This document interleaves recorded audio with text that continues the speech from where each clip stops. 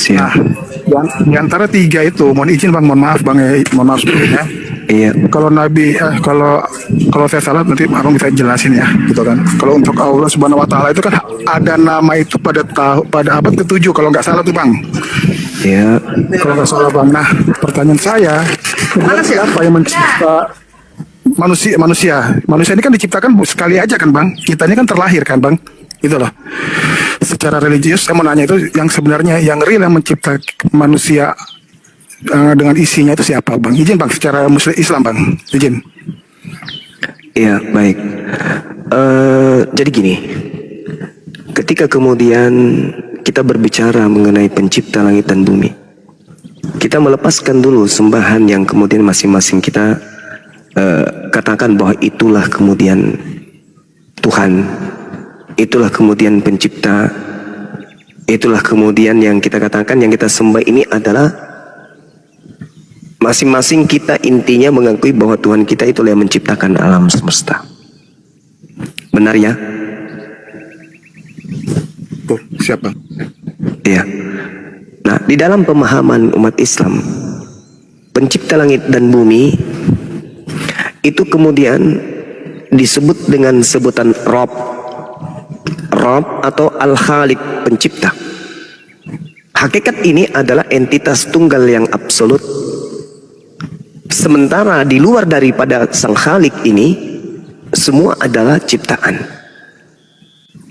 Lalu bagaimana kemudian sang pencipta ini menyatakan dirinya kepada ciptaan?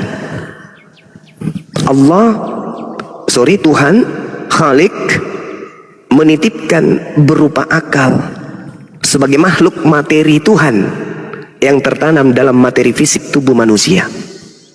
Itu yang disebut akal. Jadi Tuhan memperkenalkan dirinya kepada manusia dengan menitipkan perangkat sebagai makhluk materi yang tertanam dalam materi fisik kita sebagai manusia. Itulah yang disebut akal. Jadi akal ini kemudian menghantarkan kita sebagai manusia, di mana akal merupakan serpihan cahaya Tuhan, yang dengan akal ini kita manusia mampu membedakan segenap kualitas objek, benda dan seterusnya yang ada di sekeliling kita manusia. Jadi akal mengikat kita sebagai manusia dalam realitasnya sebagai ciptaan Tuhan, di mana akal kemudian sebagai ciptaan Tuhan mampu menghadirkan kebenaran yang selalu berubah dan dinamis dengan akal.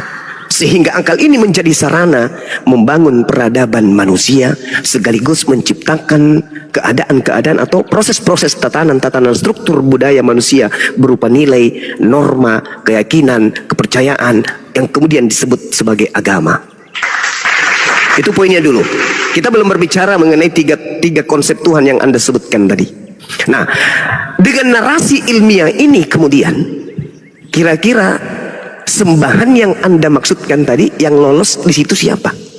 Karena iman Kristen punya iman, Hindu punya iman, Islam punya iman. Masing-masing kita memiliki iman. Lalu bagaimana mengatakan iman kita ini yang paling benar? Karena tidak mungkin tiga-tiganya benar. Tidak mungkin semuanya benar, maksud saya. Yahudi punya iman, Kristen punya iman, Islam punya iman, Hindu punya iman, Buddha punya iman. Lalu untuk membedakan iman yang benar itu apa tolak ukurnya? Sekali lagi kembali kepada serpihan cahaya yang bersumber dari Sang Yang Maha Tahu yang disebut akal. Akallah yang membedakan antara iman-iman ini, mana iman yang betul, mana iman yang benar. Nah, mari masuk kita simpulkan. Di dalam konsep Islam ada yang disebut Rabbus Samawati, yang maha suci lagi maha tinggi, yang menciptakan langit dan bumi, yang maha suci lagi maha tinggi. Karena atas asas kemahasuciannya dan kemahatinggiannya, maka dia kemudian tidak bisa diserupakan dengan makhluk. Karena dia maha suci, maka dia tidak bisa diserupakan dengan manusia. Karena dia maha suci, maka dia tidak bisa diserupakan dengan roh. Karena dia maha suci, maka dia tidak bisa diserupakan dengan seekor burung merpati. Itu dulu. Nah, akal ini yang menghantarkan kita sampai ke sana. Untuk poin-poin ini, maha sucinya Tuhan tidak tersentuh kemudian dengan hal yang bisa menjadikan Tuhan itu menjadi cacat, menjadi lemah, menjadi memiliki kekurangan, menjadi memiliki kehinaan. Karena kenapa? Alam semesta ini sempurna. Jangan alam semesta yang disebut mikrokosmos, makrokosmos, mikrokosmos yang ada pada diri kita ini aja sempurna. Bagaimana kata O, A, B, C, D kita bisa mampu sebutkan? Karena adanya untaian susunan-susunan saraf yang ada di seputar bibir, lidah, dan tenggorokan. Siapa yang mengatur itu? Yang maha sempurna. Yang maha sempurna mustahil punya cacat, mustahil punya kelemahan, mustahil. Oleh karena itulah kemudian dalam konsep ini ketika Anda berbicara mengenai sesuatu yang ilmiah, maka pencipta langit dan bumi itu sama dengan bukan ciptaan, sama dengan tidak serupa dengan ciptaan, sama dengan tidak setara dengan ciptaan, sama dengan ciptaan tidak akan mampu kemudian mewujudkan secara keadaan absolut keberadaan eksistensi Tuhan, melainkan hanya dengan akal. Jika rambu-rambu ini kemudian dihantam, rambu-rambu ini kemudian dihancurkan, maka yang muncul yang disebut paganisme. Muncullah orang-orang yang menyembah batu, menyembah pohon, menyembah anak orang, menyembah peternak, menyembah ternak, menyembah hal-hal di luar daripada yang maha suci. Kenapa? Karena hal ini ditabrak. Akal seketika layu, akal seketika mati fungsi. Sedangkan akal yang ada pada diri manusia adalah serpihan cahaya Tuhan, yang dengan itu kemudian manusia mampu membedakan antara nilai-nilai atau kualitas-kualitas objek atau sesuatu yang kemudian bisa disifati. Contoh, akal mampu membedakan hitam putih, akal mampu membedakan panjang pendek, tinggi rendah, besar kecil, dan seterusnya. Akal mampu, sehingga dengan akal ini kemudian manusia mampu melumpuhkan alam semesta. Manusia mampu menjadi pemimpin alam semesta. Manusia bisa menguasai alam semesta dengan akal.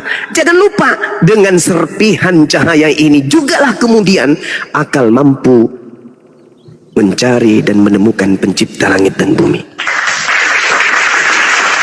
Nah ini saudara, jadi kemana kita pergi hendak mengatakan Tuhan mana yang betul?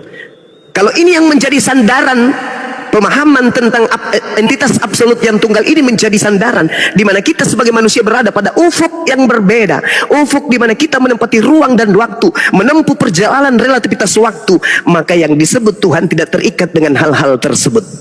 Nah, kembali kepada pertanyaan saudara, kira-kira yang mana yang memenuhi syarat? Sembahannya umat Islam atau sembahannya umat Kristen? Karena pencipta ini adalah yang menguasai alam semesta, bukan pencipta yang dikuasai oleh alam. Misalnya pencipta ketergantungan terhadap makanan, pencipta membutuhkan anus, pencipta membutuhkan hidung untuk hidup, pencipta membutuhkan tangan untuk makan. Itu sifat-sifat makhluk dan tidak bisa dinobatkan kepada sifat Sang Maha Kuasa. Tidak bisa, karena memiliki keterbatasan. Sementara yang disebut pencipta itu maha kuasa. Bagaimana mungkin kemudian dia bisa dikatakan maha kuasa, sedangkan hidupnya tergantung kemudian terhadap waktu, zaman, not, ritme, gelombang, cuaca, makanan, suhu, pakaian. Bagaimana mungkin bisa dikatakan sebagai sang penguasa ketika memiliki kemudian hal-hal yang menggugurkan esensi daripada pencipta atau yang maha kuasa itu sendiri? Makanya umat Islam itu cukup sederhana. Umat Islam itu kenapa cukup sederhana? Karena umat Islam menyadari pencipta langit dan bumi itu maha melihat, bukan melihat. Maha melihat.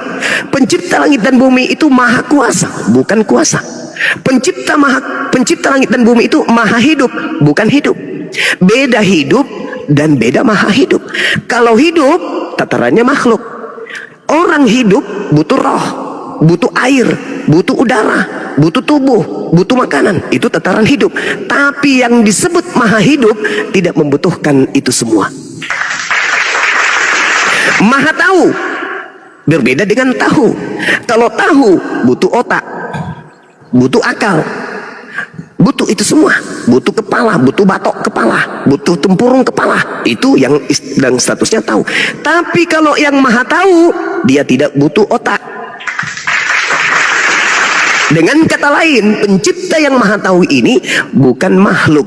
Laisa kamislihi syai'. Umat Islam sederhana, cukup dengan mengangkat tangan bertakbir, memuji kepada Allah. Allahu Akbar. Wahai Dikau yang maha besar. Kira-kira yang maha besar ini sadar gak kalau dirinya lagi diseru, lagi disanjung oleh ciptaannya bernama manusia? Sadar gak? Oh sadar. Kenapa? Annallaha sami'un alim. Pencipta langit dan bumi itu maha mendengar, maha mengetahui. Bagaimana sembahan di luar daripada Islam? Contoh misalnya Anda memanggil Yesus, Yesus Tuhan, dia dengar gak? Tidak bisa. Kenapa?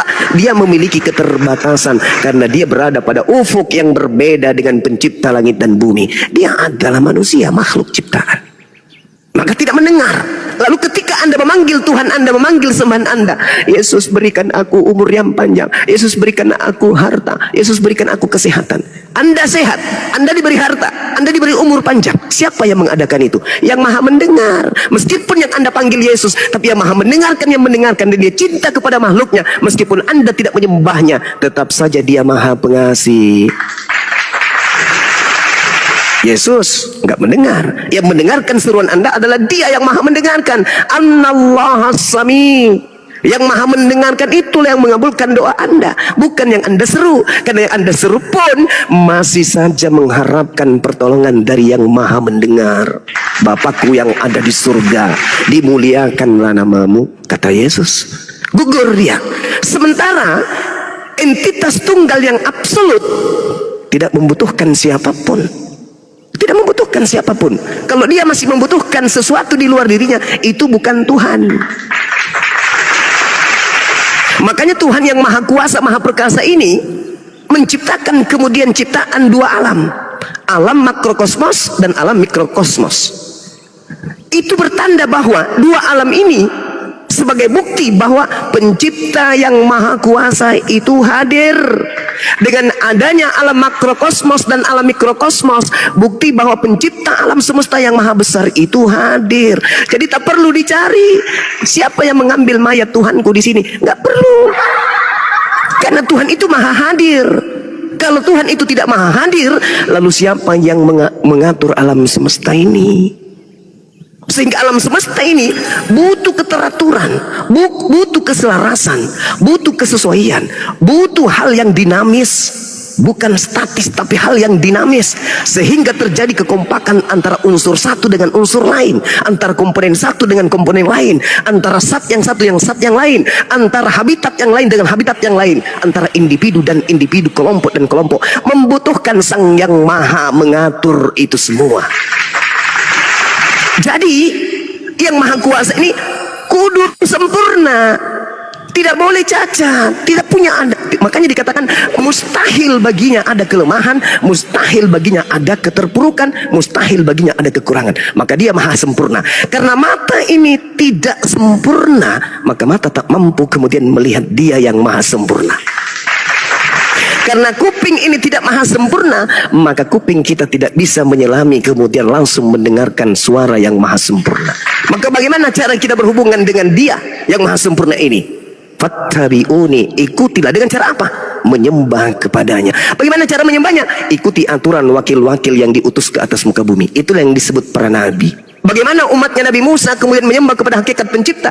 Nabi Musa menerima firman dari Tuhannya. Bagaimana caranya umatnya Yesus menerima perintah beribadah kepada Tuhannya? Yesus sebagai utusan Tuhan menerima perintah, menerima ajaran untuk Yesus sampaikan kepada pengikutnya. Bagaimana kemudian Allah menyampaikan kepada Nabi Muhammad, bagaimana umatnya Nabi Muhammad kemudian bisa beribadah menyembah kepada Tuhannya? Pencipta langit dan bumi memberikan aturan main kepada utusannya bernama Nabi Muhammad. Jadi cara kita berhubungan dengan Allah hanya beribadah, hanya ibadah. Prosesi ketundukan beribadah kepada Sang yang Maha Pencipta, tunduk menyelami perintah-perintahnya. Itulah cara kita berhubungan dengan Tuhan kita. Bukan dengan cara datang ke dunia menjadi bayi, disusuin, dinetein, dimandiin, diapain dan seterusnya. Bukan dengan cara itu kita berhubungan dengan pencipta. Pencipta cukup memberikan aturan, kita tunduk kepada aturan itu. Itulah cara kita berhubungan kepada Allah.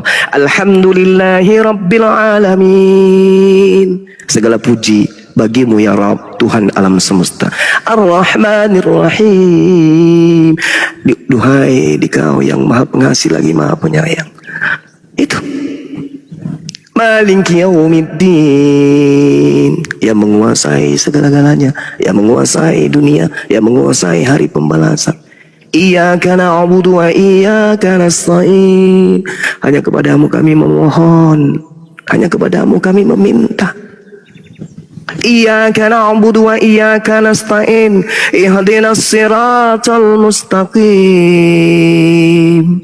Tunjukkanlah kami agar kami senantiasa lurus, pikiran lurus, hidup kami lurus, tangan kami lurus, kaki kami tegak, suara kami lurus. Jangan miring ke kanan kiri menyembah kepada selain daripada Engkau. Siratal ladzina an'amta 'alaihim ghairil maghdubi 'alaihim waladdallin, yaitu jalan orang-orang yang Engkau beri nikmat keselamatan. Otaknya terjaga, lisannya terjaga, prosesi ibadah yang terjaga murni semata-mata menuju kepada Engkau wahai pencipta langit dan bumi. Bukan jalan mereka yang sesat, bukan pula mereka yang Engkau murkai. Mereka yang Engkau murkai, yang Engkau sesatkan adalah mereka yang menyembah selain daripada Engkau. Jadi kalau berbicara mengenai Tuhan pencipta langit dan bumi, yang mana yang betul? Pencipta langit dan bumi yang tidak bisa diserupakan dengan makhluk. Laisa kamitslihi syai'. Makanya orang Kristen, maaf nih, kalau mencari ini orang Islam menyembah apa sih, kok nggak ada sembahannya? Ke masjid, di depan mimbar, di depan masjid tak ada di situ bentuk Tuhannya apa gitu, nggak ada. Berbeda dengan sebagian Kristen, masuk di gereja ada di situ tokoh bernama Kristus, patungnya ada kok, bahkan lengkap dengan ibunya. Ada yang dijadikan objek sembahan. Kalau di Islam tidak. Kenapa demikian? Karena Tuhan di dalam Al-Quranul Karim ketika menciptakan makhluknya bernama manusia, apa kata Allah kemudian diterangkan dalam surah Qaf ayat 16. A'udzubillahi minasyaitonirrajim. Walaqad khalaqnal insan wa na'lamu ma tuwaswisu bihi nafsuh. Dan sungguh aku telah menciptakan manusia dan mengetahui apapun yang dibisikkan oleh hatinya. Saya ulang, wa na'lamu ma tuwaswisu bihi nafsuh. Aku Tuhan pencipta langit dan bumi yang maha mengetahui apapun yang dibisikkan oleh hati manusia. Jadi Tuhan kami itu tidak perlu kemudian datang dalam bentuk manusia, dalam bentuk sarung, dalam bentuk kotak amal, dalam bentuk sepeda, beca. Nggak perlu. Kenapa? Cukup dengan hati kami menyeru, ya Rabb. Itu kami sudah memanggil tuh, wahai Tuhanku. Tuhan kami yang maha melihat, maha mendengar, tahu hambaku lagi memanggilku. Tuhan, hari ini aku sakit Tuhan. Jika sakitku ini darimu, jadikan dia sebagai penggugur dosaku. Jika sakitku ini adalah ujian, tabahkan aku untuk menerima penyakit ini. Indah sekali di Islam itu, karena senantiasa dekat dengan Tuhannya. Jadi Tuhan itu tidak perlu dicari. Ada juga yang mengatakan, oh iya memang Tuhan kami, Tuhan kita itu memang dekat. Tapi kok harus jadi orang dulu? Seakan-akan tidak percaya kalau Tuhan itu maha melihat. Seakan-akan tidak percaya kalau Tuhan itu maha suci. Seakan-akan tidak percaya kalau Tuhan itu maha tahu. Sehingga Tuhan itu harus turun dulu. Padahal serpihan cahaya berupa akal sudah dititipkan oleh Tuhan ke kita. Itulah kenapa kita beda dengan makhluk yang lain. Bahkan kepada malaikat pun kalah malaikat itu daripada kita. Iblis kalah. Iblis kalah. Jadi kalau iblis aja kalah dari manusia, sangat naif kalau ada Tuhan yang kalah oleh iblis. Sampai Tuhan dia cobai sama iblis. Jadi saya kira begitu saudara. Mohon maaf saya panjang lebar. Memang saya agak bernafsu kalau berbicara mengenai konsep Tuhan. Apalagi yang bertanya itu adalah saudara saya yang non muslim, yang santun, yang baik, yang mau belajar. Karena perintah Allah dalam Al-Quran, ud'u ila sabili rabbika bil hikmah. Serulah manusia kepada jalan Tuhanmu dengan cara hikmah, wabil hasanah dengan cara yang baik. Demikian, silakan. Izin sebentar Guru dah. Izin sebentar. Bang Wabe, sebentar sebelum dijawab. Itu di atas ada apa? Kotak apa namanya? Kalau Kotak amal. kotak amal ya. Harta karun. Harta karun. Tekan-tekan yang di situ ada sekitar 5 apa? Persembahan Bang Stilo di bawah. Iya, pas Bang Stilo ada 1000 koin itu sebutkan di atas itu. Ditekan yang di atas itu. Ya, ditekan oleh forennya ada 1000 koin di atas itu. Harta karun. Oke, lanjut Bang Babe. Lanjut. Makasih Abang Zuma, makasih. Bang Zuma, saya minta waktu tambah 15 menit, boleh Bang Zuma ya? Izin ya? Boleh, silakan kawan, silakan. Bang Zuma, ini tadi Silakan. secara religius Islam Bang Zuma. Saya izin Bang Siap. Zuma secara sains ilmiah Bang Zuma, Silakan. izin. Mohon maaf sebelumnya. Kalau ada kata-kata saya yang salah nanti saya mohon minta maaf. Gini Bang Zuma, kita kan tahu Bang Zuma Iya. kan yang namanya teori Darwin, Richard Dawkins, terus teori Big Bang gitu Bang Zuma ya. Bumi itu kan awalnya kan dari ledakan Bang Zuma dan bukan diciptakan sama bumi tidak ada sebelum manusia itu ada Bang Zuma. Izin Bang Zuma. Terus 7 planet yang ada itu kan bukan ciptaannya gitu Bang Zuma ya. Ini menurut saya pribadi Bang Zuma ya. Itu bukan ciptaan Iya. juga gitu. Itu memang sudah ada sebelumnya. Nah, teori Darwin itu kan ada namanya evolusi Bang, teori evolusi yang berevolusi dari ini dan menjadi ini Bang Zuma. Dan kemarin saya diskusi sama teman saya juga, dia bilang begini sama saya. Bunyi apa itu? Iya, Halo? Ya. iya silakan Bang. Diskusi dengan ya, ada dua Bang Zuma, abang-abang di sini. Ada dua itu ya kalau kita berbicara religius dan mereka membaca buku kita Pak Bang Zuma, buku Al-Qur'an, buku Alkitab dan apa aja, itu pasti mereka tertawa Bang Zuma. Kenapa? Karena mereka anggap mana buktinya?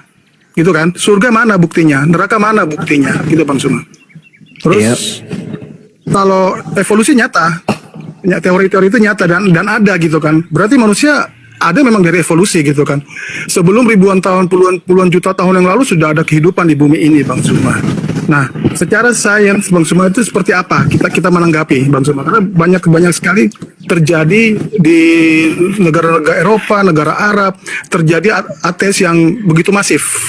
Gitu Bang Zuma karena ada beberapa ajaran-ajaran yang terlebih dahulu seperti itu Bang Zuma. Izin Bang Zuma, izin 15 menit Bang Zuma ya. Izin Bang.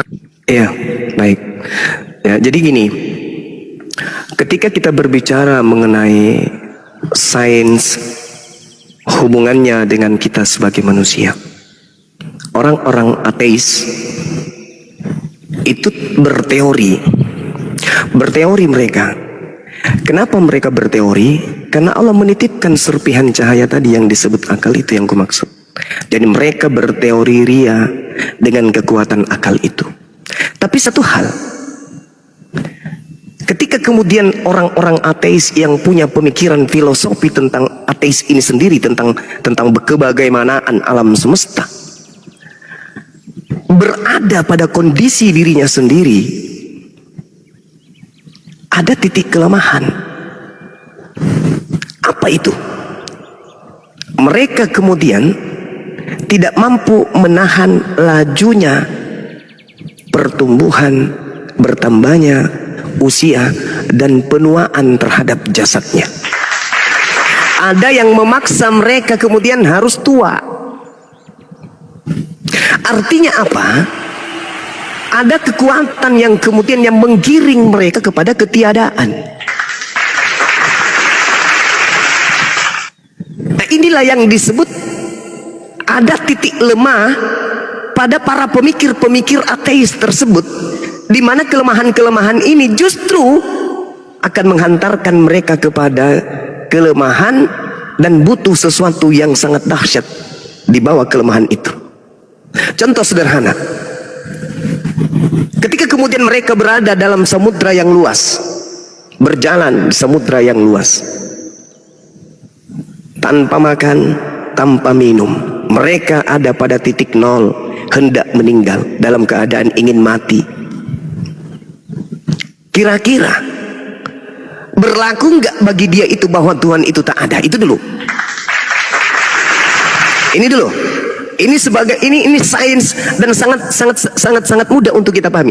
Berlaku nggak bagi ateis bahwa Tuhan itu tak ada pada kondisi ini? Di tengah-tengah samudra yang luas, tak ada makanan, tak ada minuman, tak ada daratan. Dia hanya berada di atas puing-puing papan yang mereka raih ketika kapal yang mereka naik itu pecah karena badai. Ketika kemudian mereka mendekati detik-detik kematian, berfungsi tidak ilmu ateis tak bertuhan itu kemudian? Atau jiwanya menjerit, mencari sesuatu yang jauh lebih dahsyat yang mampu menyelamatkan dirinya? Itu dulu. Ini secara sains. Sedangkan kalau di dalam pembahasan yang saya sampaikan tadi, eksistensi kemudian keberadaan Tuhan. Tuhan menciptakan dua alam sebagai pertanda bahwa Tuhan itu hadir. Makrokosmos atau alam raya, tempat bertebaran gugusan-gugusan bintang yang nampak ataupun yang tak nampak. Itu yang pertama. Mikrokosmos atau kemudian alam kecil yang ada pada diri manusia. Nah, ketika kemudian adanya kelemahan pada diri manusia, contoh misalnya, contoh nih, ikan yang hidupnya di darat, di laut. Ketika kita lihat dia hidup di habitatnya. Namun ikan ketika kita naikkan ke darat, maka kemudian ikan itu tak bisa hidup. Karena tidak sesuai dengan konsep berdasarkan kodrat dirinya. Artinya ketika orang-orang berpikir bahwasanya ini semua berlaku kemudian terjadi dengan sendirinya, maka coba naikkan ikan itu ke daratan. Ikan itu tidak akan hidup karena tidak berkesusahan. Berarti ada yang mengatur ini semua. Begitu juga yang ateis tadi, coba suruh turun di air, hidup di air. Artinya dia yang tidak percaya kepada Tuhan pun harus tunduk kepada sesuatu yang sangat kuat. Itulah yang disebut Tuhan. Sama, hari ini hari Senin. Bisa nggak mereka yang tidak percaya akan adanya Tuhan untuk kemudian menghentikan Senin aja terus? Nggak usah ada Selasa, nggak usah ada Rabu. Hari Senin ini enak, kita happy hari Senin ini. Banyak dapat rezeki, banyak kemudian teman-teman yang datang menghantarkan duit. Kalau bisa Senin aja deh, nggak usah Selasa. Bisa nggak mereka yang ateis ini menghentikan itu? Tidak bisa. Artinya ada kekuatan di luar segenap perangkat alam semesta yang mengharuskan kemudian waktu bergulir. Waktu bergulir. Artinya kita semua dihantar kepada ketiadaan. Kalau mereka tidak percaya adanya surga, mereka tidak percaya adanya neraka, kenapa mereka percaya adanya hari Selasa? Padahal itu terjadi yang sifatnya masih angan-angan. Itu terjadi sifatnya masih abstrak, belum nyata. Hari Selasa besok itu belum nyata baginya. Apa dia bisa menunjukkan hari Selasa besok itu seperti apa? Hari Selasa besok berjatuhan daun-daunan, angin bertiup kencang, terjadi kemudian bencana. Dia bisa lihat? Tidak bisa. Tapi apakah dia bisa yakin Selasa besok itu ada? Ada katanya. Lalu kenapa mereka tidak bisa yakin kalau akhirat, surga dan neraka itu tidak ada? Karena kelemahan. Yang dekat dipercaya, yang dekat dipercaya, tapi yang jauh tidak dipercaya. Itulah kelemahan akal, itulah kelemahan manusia. Sehingga untuk memahami keabsolutan sebuah keadaan tidak bisa dengan akal semata, melainkan wahyu. Akal itu, Bung, akal seibarat manusia dengan komputer. Akal, kita lihat nih, akal berkata, aku hendak mencetak huruf-huruf di atas sebuah benda putih di mana huruf itu berwarna hitam dan kemudian bisa dibaca. Akal. Akal itu. Bagaimana bisa mengimplementasikan apa yang diuraikan oleh akal tadi? Harus ada komputer. Akal mencapai pada posisi itu. Dia mengatakan, menginstruksikan, aku mau ada kertas putih, ada tulisan di atasnya, ada huruf-huruf, yang kemudian huruf-huruf itu mengantarkan pesan untuk dipahami. Bagaimana bisa akal ini mengaktualisasikan itu? Memberikan pernyataan-pernyataan ini menjadi nyata. Harus ada komputer. Maka begitulah akal diberikan oleh Allah, begitu juga lah wahyu. Akal mampu kemudian berfikir, tetapi wahyu yang sebagai pengantar pikiran kita untuk menjadikan kita sampai kepada kebenaran absolut. Jadi tidak bisa hanya berfikir, harus ada kemudian objek yang menjadi pernyataan dari hasil pikiran. Coba orang-orang ateis itu, jadikan kekuatan berpikirnya bisa nyata. Misalnya dia duduk, kemudian menenangkan diri, lalu pikirannya mengatakan, aku hendak menemukan benda putih tertulis apa yang ada dalam pikiran saya. Bisa enggak? Tanpa adanya komputer dan printer. Tidak bisa. Berarti punya kelemahan. Dengan kata lain, ketika dia berpikir tentang Tuhan, lantas dia katakan tidak mungkin. Itu sama halnya dia mengatakan, aku hendak menemukan kertas putih yang di atasnya tertulis huruf-huruf berwarna hitam supaya saya bisa baca. Dengan kata lain dia mengatakan itu mustahil terjadi. Karena kenapa? Akal yang sampai kepada poin itu tidak mampu mencetak kertas keluar dari mulut atau dari hidung atau dari pantat, keluar kertas lantas tertulis apa yang kita pikirkan. Kita butuh kemudian benda lain. Maka seorang ateis tidak mampu menjadikan otaknya sebagai finali di dalam kemudian memutuskan perkara Tuhan itu ada atau tidak ada. Gak bisa. Dia harus membutuhkan alam semesta ini untuk membuktikan keberadaan Tuhan. Seekor harimau, meskipun tak nampak harimau itu ada, kalau dia memiliki jejak, maka harimau itu oleh akal kita meyakini 100% harimau itu ada. Tuhan, meskipun kemudian kita tak nampak Tuhan itu, tetapi Tuhan kemudian menjajalkan kemudian jejak keberadaannya dengan adanya alam semesta, terciptanya alam semesta, adanya siang dan malam, adanya bulan, pergeseran masa, pergeseran waktu. Itulah tanda-tanda Tuhan menitipkan kemudian simbol-simbol keberadaannya. Kitab suci menghantarkan itu, akal sehat juga menghantarkan itu. Contoh yang tadi, yang sederhana. Bagaimana kemudian kita bisa mengetahui bahwa ada yang disebut aliran listrik, sementara aliran itu tak mampu kita lihat. Nanti kemudian kita paham bahwa ternyata benda berupa karet yang ada di sekeliling kita ini ketika disentuh ternyata nyetrum, rupa-rupanya ada setrum di dalamnya, tapi alirannya itu tidak kita tahu. Artinya sahabatku, seibarat hal sederhana, mesin mengalirkan kemudian aliran listrik kemana ia pergi. Tapi bukan berarti mesin itu yang bergerak di antara kabel-kabel menuju kepada stop kontak yang ada di rumah. Bukan. Tetapi mesin yang mengalirkan semua alirannya kemudian kemana-mana sehingga menyala, listrik menyala, lampu menyala, HP menyala, semuanya menyala, kulkas menyala, dan seluruhnya menyala. Karena bersumber dari satu sumber yang mengalirkan kekuatan. Inilah konsep Tuhan.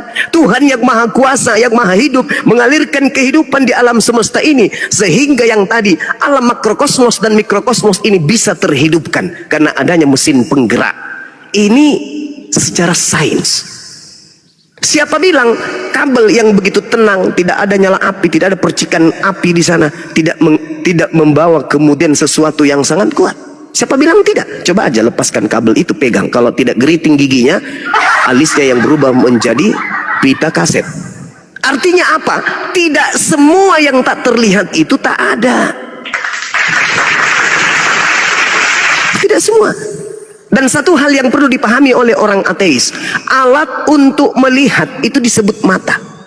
Adanya benda di depan mata, di situ kemudian melahirkan penilaian terhadap materi, substansi materi kemudian bisa kita tahu dengan adanya pupil yang ada di kelopak. Nah sekarang, benda yang paling terdekat dengan mata kita itu adalah kelopak mata kita. Ada nggak orang-orang ateis yang mampu melihat kelopak matanya dengan matanya? Ini benda yang paling terkecil, yang paling terdekat. Benda yang paling terdekat dengan mata kita itu adalah kelopak mata. Silakan Anda tutup kelopak mata Anda. Apakah Anda melihat kelopak mata? Ndek nara.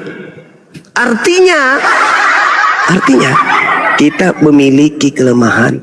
Janganlah kita makhluk yang lemah ini kemudian mengandalkan diri kita. Karena kita untuk mengetahui denyut jantung kita, darah kita mengalir seperti apa, yang mengatur pertumbuhan rambut kita siapa, kenapa gigi tidak bertumbuh seperti rambut, kenapa tulang rusuk tidak bertumbuh seperti kuku, kenapa kelamin kita tidak memanjang seperti rambut, siapa yang menyusun itu semua? Kita, orang tua kita. pemerintah? Nggak mungkin. Yang mengatur itu semua itulah yang disebut Sang Khalik, yang mengadakan, yang menciptakan. Kita ini makhluk yang lemah. Tidak bisa kemudian dengan kelemahan kita ini bisa mengatakan Tuhan itu tak ada. Sementara untuk mengatur ritme kehidupan kita, jantung kita, darah kita pun kita tak sanggup. Al-Quran saya mengatakan, terakhir dari saya Bung, Al-Quran saya mengatakan begini, A'udzubillahi minasyaitonirrajim, wa nahnu aqrabu ilaihi min hablil warid. Dan aku Tuhan pencipta langit dan bumi lebih dekat kepada manusia daripada manusia itu terhadap urat lehernya. Tuhan pencipta langit dan bumi menurut Al-Quran lebih dekat ke kita nih, ke tubuh kita daripada kita sendiri ke urat leher kita. Buktikan. Mari kita buktikan secara sains. Bagaimana orang ateis mengetahui kemudian bentuk saraf-saraf yang ada di lehernya? Ketika dia menelan nasi, siapa yang mengatur semuanya? Siapa yang mengatur segalanya? Sehingga kemudian makanan itu ada yang lari ke ginjal, ada yang lari ke limpa, ada yang ke mata, ada yang ke hidung dan seterusnya. Siapa yang mengatur itu semua? Dia, yang ateis yang mengatur. Ketika kemudian dia minum obat sakit kepala, dia kemudian tidak minum Combantrin, yang dia minum itu pasti adalah Bodrex misalnya. Kenapa nggak minum Combantrin aja? Karena dia tahu bahwasanya nanti salah konsep, ketika sakit kepala maka obat yang masuk itu larinya ke kepala. Siapa yang mengatur? Apakah tangannya masuk melalui tenggorokan, didorongnya obat Bodrex itu masuk ke dalam, diputar-putar jari-jarinya, habis itu diangkat lagi masuk ke dalam kepalanya, habis itu dititipkan di sebelah kiri dan kanan, diletakkan, habis itu dia mengatakan kemudian, aduh bersyukur sekali saya punya tangan karena berkat tanganku lah sakit kepalaku sembuh. Bisa kayak itu? Tidak bisa. Dia hanya memasukkan air dengan obat yang tetap, bukan lagi urusannya dia. Siapa yang mengatur itu semua? Itulah yang dikatakan Al-Quran. Wa nahnu aqrabu ilaihi min hablil warid. Yang mengatur tubuhmu adalah aku, sebab aku lebih dekat ke kamu daripada kamu sendiri. Aku lebih dekat darimu daripada engkau dengan urat lehermu. Kita punya kekuatan itu? Enggak. Bukan kita. Coba, orang ateis ketika tidur matanya terbuka. Habis itu matanya terbuka, kasih kemudian tangan kita di matanya tuh. Dia bisa nggak respon? Tidak bisa merespon. Berarti matanya punya kelemahan. Otaknya tadi bisa nggak dia mengeluarkan kertas dari mulutnya tercetak printer tret, nggak bisa. Berarti dia punya kelemahan. Sesuatu yang lemah tidak akan mungkin kemudian mengalahkan sesuatu yang maha kuasa. Tidak mungkin. Kenapa mereka merasakan sakit? Punya kelemahan. Kenapa mereka tidak bisa melawan ngantuk? Punya kelemahan. Kenapa mereka kemudian bisa makan lapar? Punya kelemahan. Jadi keterbatasan ini mau digunakan untuk menilai ada tidaknya Tuhan yang maha kuasa, maha perkasa? Oh, nggak bisa. Nggak bisa. Ya, saya kira begitu Saudara Babe. Mohon maaf kalau apa yang saya sampaikan ini tidak terstruktur. Ya, itu disebabkan karena saya juga masih fakir tentang hal-hal yang seperti yang Anda pertanyakan tentang Tuhan, hubungannya dengan orang ateis yang mereka tidak percaya akan adanya Tuhan. Yang pasti yang ingin saya katakan, mereka yang hebat mencetak buku, memberikan sebuah nilai-nilai terhadap konsep sains berdasarkan alam semesta. Hari ini kebanyakan mereka itu sudah bertuhan. Ada yang masuk menjadi Kristen, ada yang menjadi Buddha, ada yang menjadi Hindu, bahkan kebanyakan dari mereka sudah Islam. Jadi mereka yang mencetak dan melahirkan buku terkait dengan tak ada Tuhan, ateis, justru mereka hari ini yang bertuhan. Saya kira begitu. Silakan. Halo, selamat siang. Siap, Abang Zuma. Izin Bang Suma, memang saya sudah nangkap lah penjelasan dari Bang Suma. Memang Bang Suma sekarang ini lagi masif Bang Suma, ya kan? Lagi masif. Karena makin mereka mempelajari tentang teori-teori yang ada itu, kita kalau makin belajar juga pasti kita akan ateis. Karena ada sesuatu yang sangat mengganggu dalam pikiran kita. Pasti seperti itu Bang Suma. Izin Bang Suma, saya izin turun lanjut kerja. Nanti masih adalah kita berdiskusi Bang Suma ya, buat pembelajaran buat saya juga nanti. Mohon izin. Baik, makasih Bang Suma. Abang-abang di sini makasih. Selamat berpuasa semuanya. Selamat siang. Iya, selamat siang. Ya, selamat siang. Ya, amin. Selamat sore, men. Ada yang perlu dikoreksi, men? Nggak koreksi, apa yang dikatakan Zuma itu 80% benar, tapi itu kalau dikaitkan kepada iman Kristen akan benturan. Tapi aku di sini mau nanya Zuma aja sih. Boleh bertanya? Silakan bang. Ini kan bulan puasa, bahasa kalian bilang bahasa bulan Ramadan gitu ya. Pertanyaan gua, iman Islam ini kan memulai puasa itu melihat bulan. Nanti setelah selesai bulan mau akhiri puasa juga melihat bulan gitu ya. Nah, pertanyaan gua, apa hubungan bulan dengan imanmu itu sehingga engkau bergantung kepada bulan untuk menentukan memulai puasa dan mengakhiri puasamu dengan bulan? Silakan. Iya. Baik. Ketika kita berbicara mengenai bulan, maka bulan inilah yang menjadi tolak ukur waktu. Satuan baku untuk waktu itu detik, menit, jam, hari, bulan, tahun. Itu diambil kemudian dari bagaimana bulan ini kemudian menjadi hal yang menjadi sumber. Orang-orang terdahulu juga menjadikan bulan itu sebagai penentu waktu. Itu. Jadi kalau di Islam, bulan dijadikan sebagai penentu waktu itu tidak bertentangan dengan apapun.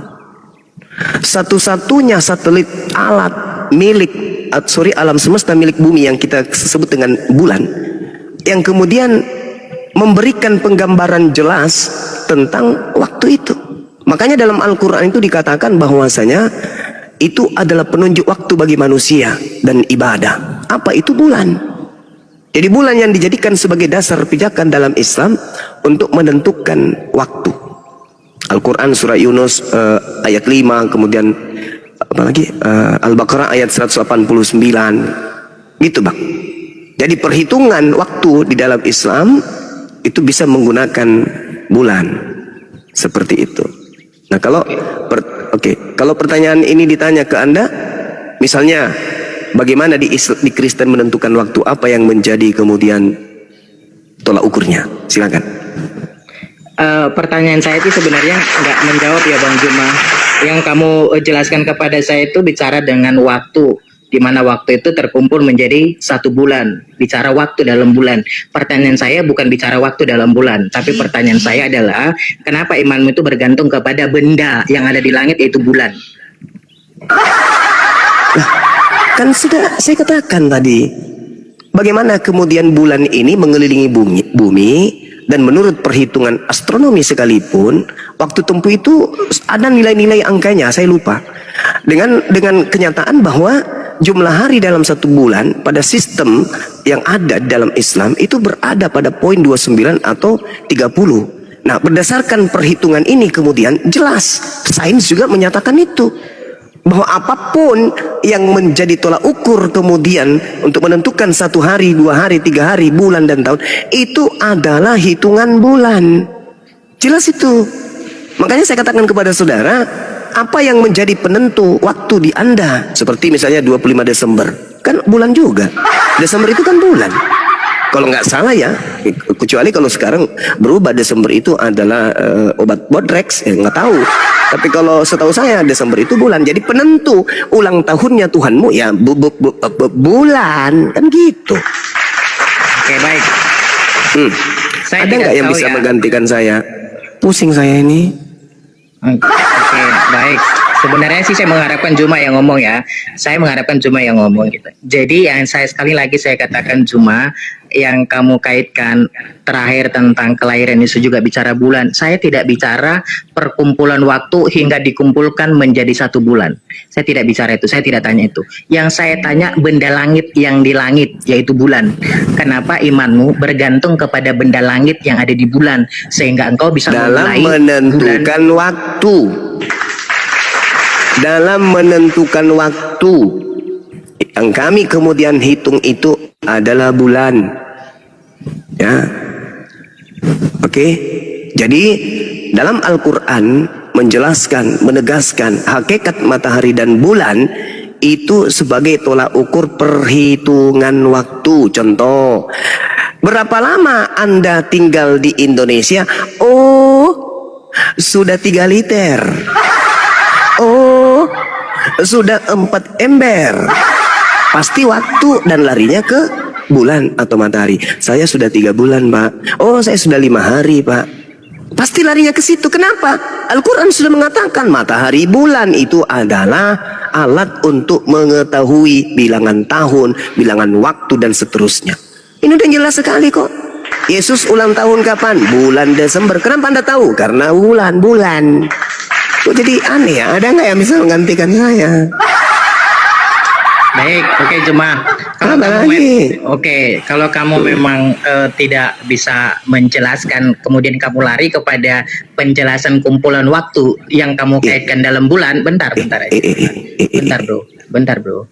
Oke, kalau kamu lari kepada situ, ya bisa jadi penjelasanmu itu dikaitkan kepada waktu.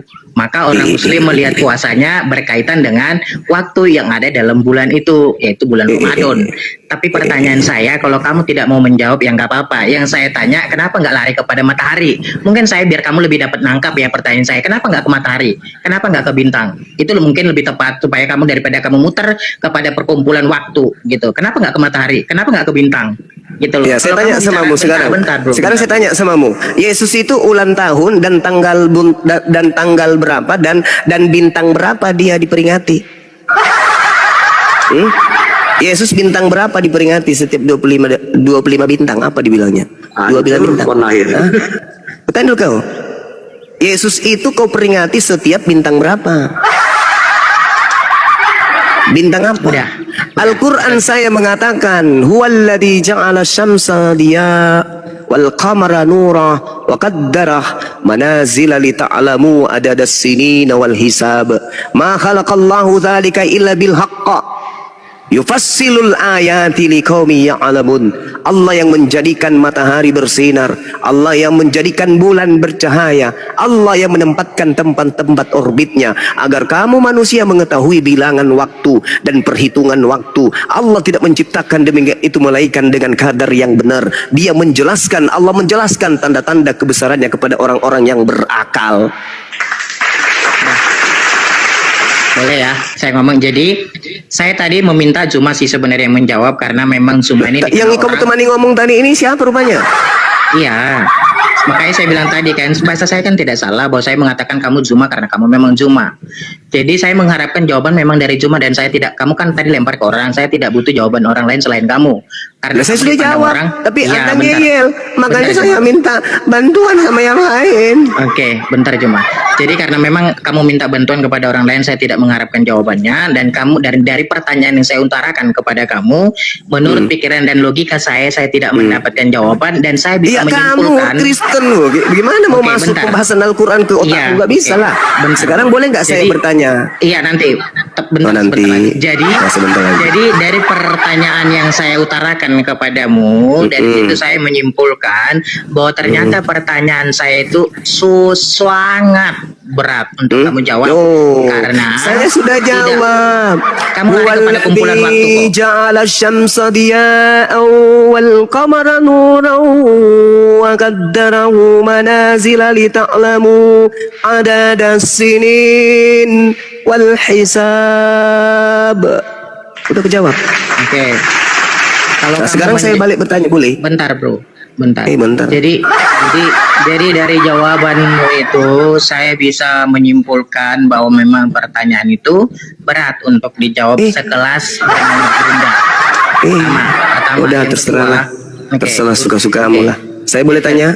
Bentar, boleh nanti. Oke, jadi yang kedua Bang Zuma, saya melihat ya. Saya dulu yang pertama bertanya dulu supaya saya narasi saya selesai gitu, baru kamu tanya gitu ya Zuma. Oh iya boleh. Oke, jadi pertama bahwa pertanyaan saya adalah sesuatu pertanyaan yang sangat berat untuk dijawab. Yang pertama, yang kedua, saya mau menyatakan bahwa karena persamaanmu dengan orang-orang yang menyembah matahari memiliki persamaan, dari sini saya berpikir bahwa penyembahanmu itu adalah penyembahan sama dengan penyembahan pagan yang menghadapkan imannya kepada ciptaan Tuhan di angkasa. Terima kasih. Sekarang kamu silakan bertanya.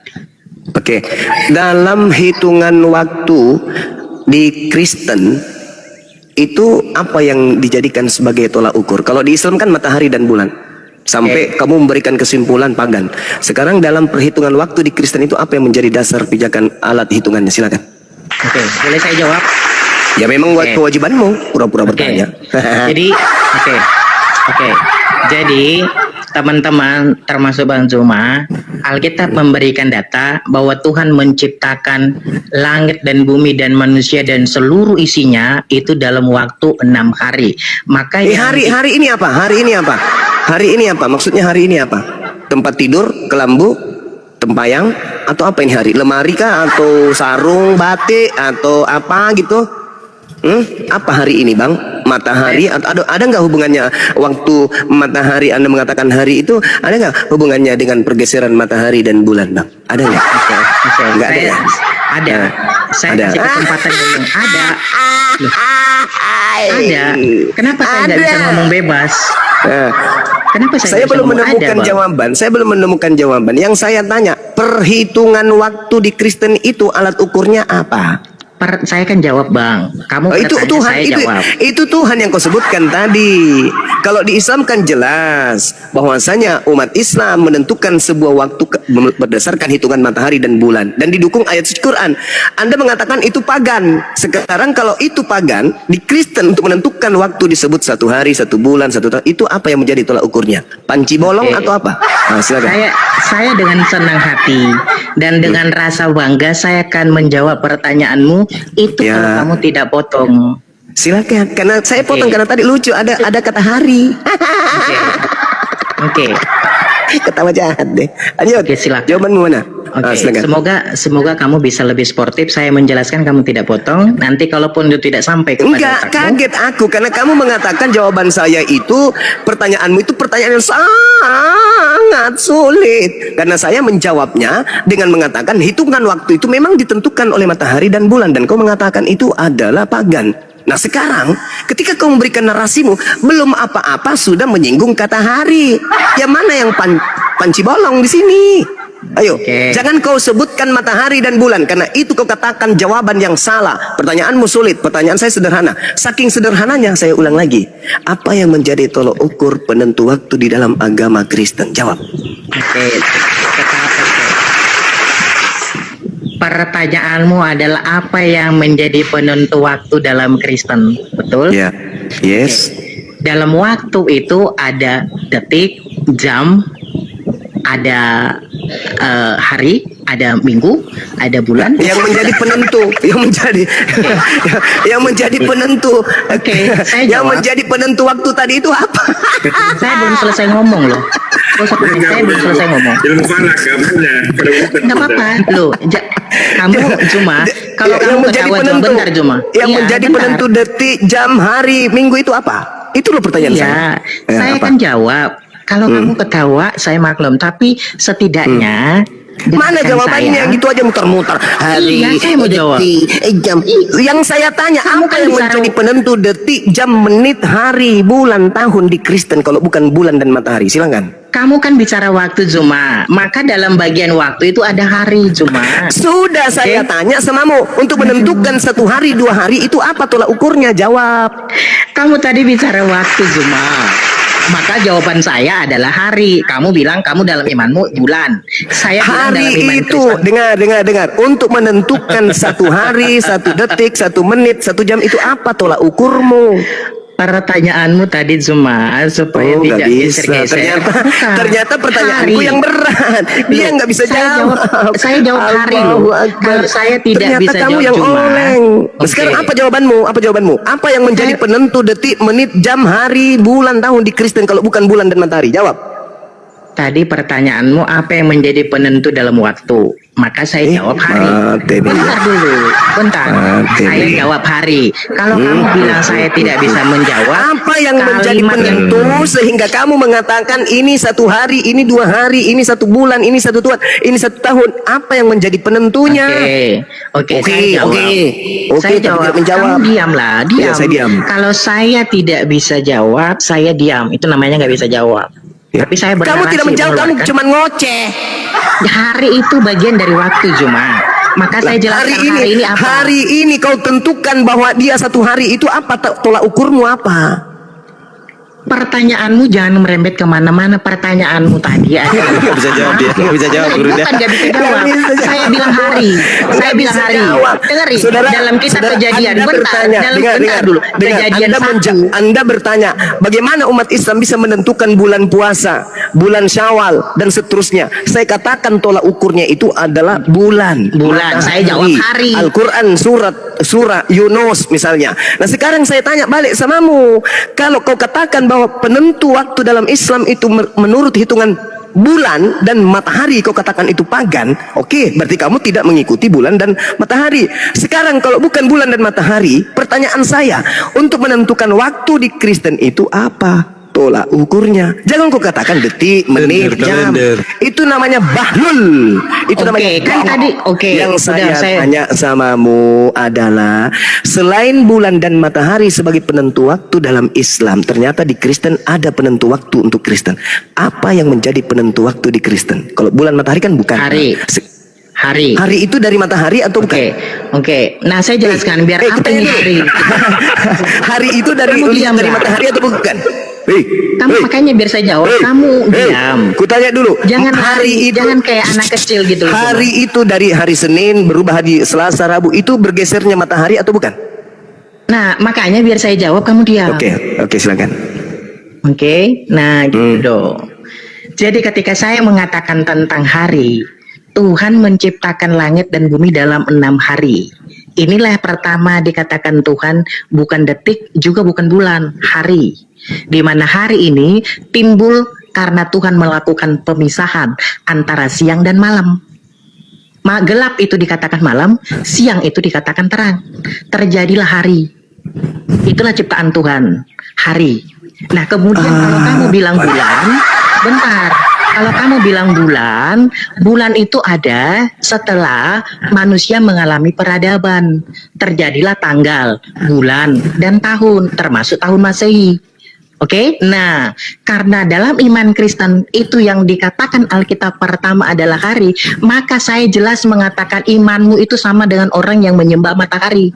Engkau pagan. Pertanyaan saya, apa yang menjadi tolak ukur waktu di Kristen? Hari itu siang dan malam. Satu hari itu ditentukan oleh matahari atau tidak?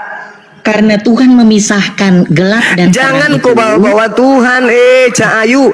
Kalau nah, yang kau katakan, diam. Bentar, kalau kamu jangan bawa-bawa Tuhan, kamu yang ciptain matahari siapa? Bulan yang kau sembah. Siapa yang ciptain? Diam dulu. Tolong di-mute dulu. Tolong di-mute dulu, saudara Kristen yang so tahu yang bahlul ini. Kalau kamu membawa Tuhan dalam hitungan hari, lul, di dalam kitab Mulul 2 Petrus 3 nomor 8 lul, satu hari bagi Tuhan itu 1000 tahun bagi dunia. Kucluk, bahlul, tuyul. Yang saya tanya manusia bukan Tuhan, kampret. Yang saya tanya lul, yang saya tanya saudaraku yang bahlul, yang saya cintai karena bahlulnya, saya tidak tanya waktu bagi Tuhan. Yang saya tanya waktu bagi Karisteng. Apa yang menjadi tolak ukur bagi Karisteng untuk menentukan waktu? Jangan kau bawa Tuhan. Tuhan, satu hari bagi Tuhan 1000 tahun bagi manusia. Saya tidak tanya itu, bahlul. Karena satu hari dalam manusia cuma 24 jam, tuyul. Yang saya tanya bagi kamu, bagi Kristen, menghitung waktu jam 1, jam 2, jam 3, jam 4, jam 5 sampai kembali ke jam 1, itu apa tolak ukurnya? Sendal jepit, panci bolong, atau apa? Jangan kau bawa Tuhan. Baik. Habis jadi, itu menjelaskan kemana-mana. Jadi teman-teman, jangan panas kan. bukan saya panas, saya diskusi dengan orang bahlul kayak gini. Silakan. Udah gue bilang, ada nggak yang bisa menggantikan aku? Soalnya aku nggak bisa berdiskusi dengan manusia tanpa otak. Silakan. Udah, saya bisa ngomong.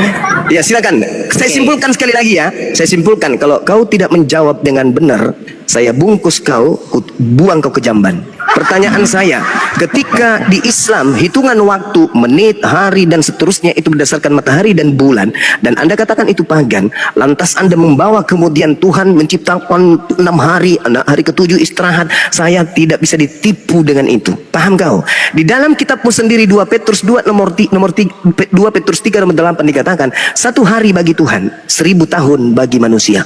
Jangan kau bawa hitungan hari manusia keluar Tuhan. Yang kutanya, hitungan hari di dalam Kristen itu menggunakan apa? Matahari kagak, bulan kagak. Lalu apa yang kau pakai? Sempak bolong. Kau tidak menjawab ini, kusempak kau. Oke. Ini baru berat. Kalau pertanyaanmu tadi itu cemen. Nah, Oke. jawab. Oke. Nah, ada bilang kalender juga lihat bulan dan matahari. Ayo, ini kesusah si Abeng ini, Abeng. Iya, nggak apa-apa. Kamu diamlah Ya, silakan. gantian ya. Silakan Kalau kamu mengatakan saya tidak menjawab, atau kamu memang menggeser narasi supaya tidak kelihatan sisi kebetulanmu, monggo. Tapi kalau kamu bilang saya tidak menjawab, hari adalah bagian dari waktu, maka kamu mengatakan dalam imanmu itu bulan. Saya mengatakan dalam iman Kristen itu hari. Kamu kaitkan kepada iman Kristen dalam penentuan waktu itu apa? Saya jawab hari. Sekali lagi saya jawab hari. Kamu bilang iman bulan. Nah, sekarang saya tanya. Oke, sebentar. Hari Bro. itu dengar. Hari itu Kualitas ditentukan gurunda dengan begini. Justru Nggak bisa yang saya sportif. tanya. Cara framing, botol, padahal dia yang menggeser narasi. Justru ketika Anda menjawab hari itu sama dengan jawaban saya. Karena untuk menentukan kemudian awal hari puasa dan akhir hari puasa itu adalah bulan. Sekarang Anda mengatakan itu salah. Oke, sekarang untuk menentukan satu hari itu yang menjadi penanggalannya apa selain matahari dan bulan? Ayo, jawab. Bagaimana Anda bisa mengatakan hari Senin, hari Selasa, hari Rabu kalau bukan matahari dan bulan menjadi penanggalannya? Silakan. Oke, saya jawab. Tadi sebenarnya saya sudah menjawab. Dari mana jawabannya? Begitu Tuhan memisahkan siang dan Tuhan malam. itu satu hari baginya, 1000 tahun bagi manusia. Ingin Kita tidak kuremas bicara bibirmu tema. itu. Kita Bibirmu tidak ingin bicara. kuremas Dengerin, bibirmu itu. kita tidak Betul, bicara Bang. jumlah tempo. Itu mulutmu ingin kuremas, kumasukkan dedak 1 karung ke mulutmu. Ingin rasanya. Saya sedang bertanya, apa yang menjadi tolak ukur adanya hari, adanya bulan, adanya tahun di Kristen? Jangan kau bawa-bawa Tuhan. Tuhan sehari bagi Tuhan itu 1000 tahun bagi kamu, kampret. Ingin ku cepil lehermu. Udah, Betul lah. boleh saya ngomong ya. Udah turunin. Kamu ternyata Turunin kalah host. cuma. Kamu. Iya, saya kalah. Kau menang. Udah, kau menang. Menang dalam kebotolan dan kedongok, kebahlulan dan kekafiranmu. Laknatullah. Neraka menunggumu. Udah kau. Padahal Bunda, Tuhannya bulan ke-6 datang pakai Gabriel, bulan ke-6. Gak bisa, gak ada jawaban itu, gak ada. Orang dongok cuman menyakiti hati orang Kristen nanti sama dia. Kristen apa dia tadi? Nah, itu saudara kita aja mengatakan kalender. Karena yang ditentukan matahari dan bulan. Gimana? Itu Kristen itu Kristen apa?